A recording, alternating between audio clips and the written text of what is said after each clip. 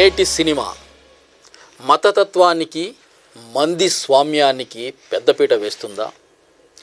ప్రజల్ని పెడదారులు పట్టిస్తుందా? సినిమా ఒక గొప్ప సాధనం.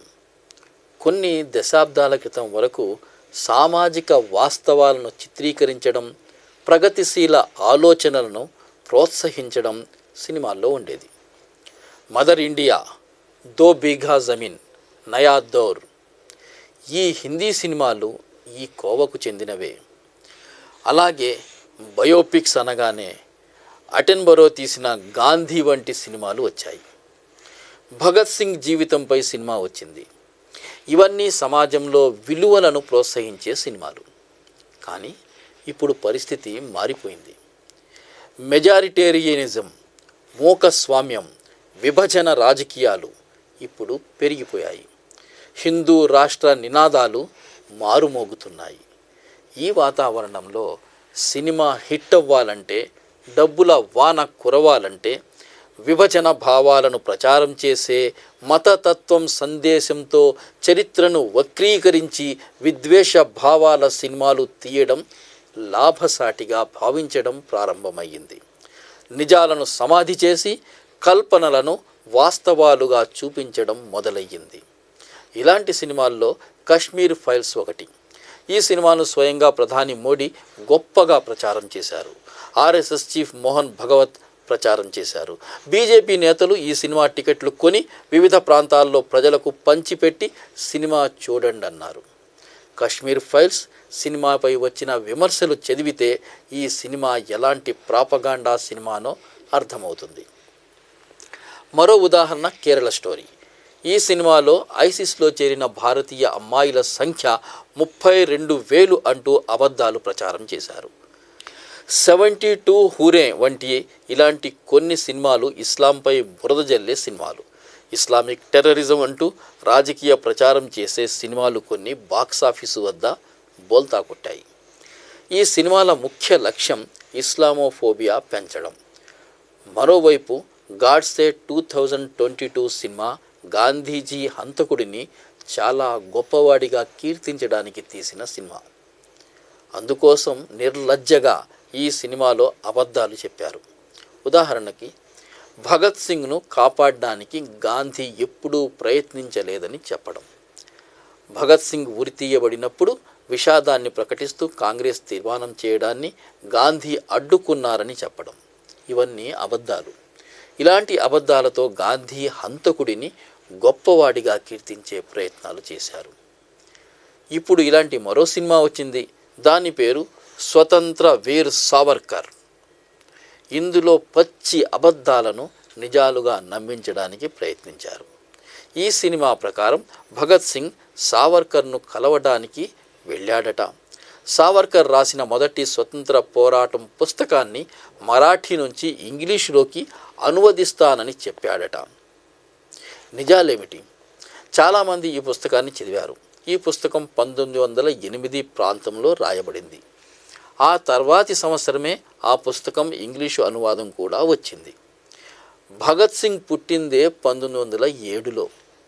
నిజానికి తన జీవితంలో భగత్ సింగ్ ఎప్పుడూ సావర్కర్ను కలవలేదు, చూడలేదు. ఇలాంటి అబద్ధాలను చరిత్రగా వండేస్తున్నారు ఈ సినిమాల్లో.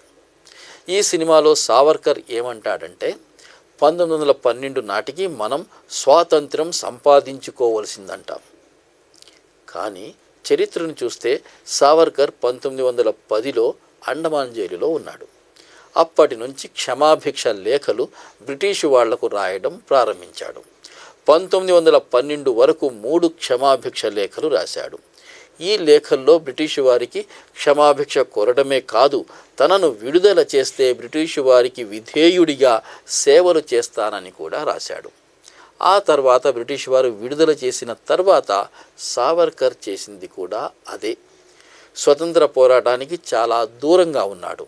1920లో సహాయ నిరాకరణ ఉద్యమం తీవ్రమై స్వతంత్ర పోరాటం ఉధృతంగా జరుగుతున్నప్పుడు అస్సలు ఆ చుట్టుపక్కల సావర్కర్ కనిపించలేదు. ఈ సినిమా ప్రకారం భారతదేశానికి అహింసాయుత పోరాటం వల్ల స్వతంత్రం లభించలేదట.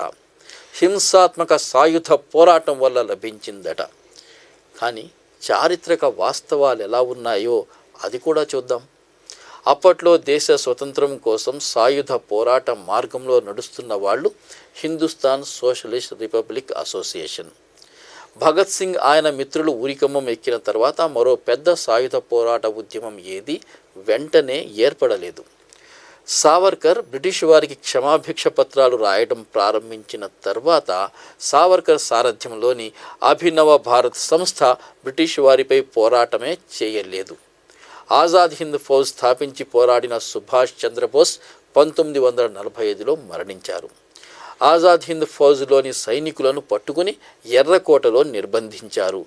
నెహ్రూ ఆజాద్ హింద్ ఫౌజ్ సైనికులను కాపాడడానికి ఒక కమిటీ ఏర్పాటు చేశారు. ఈ యుద్ధ ఖైదీల కోసం కాంగ్రెసు రంగంలోకి దిగింది. ఇది చరిత్ర.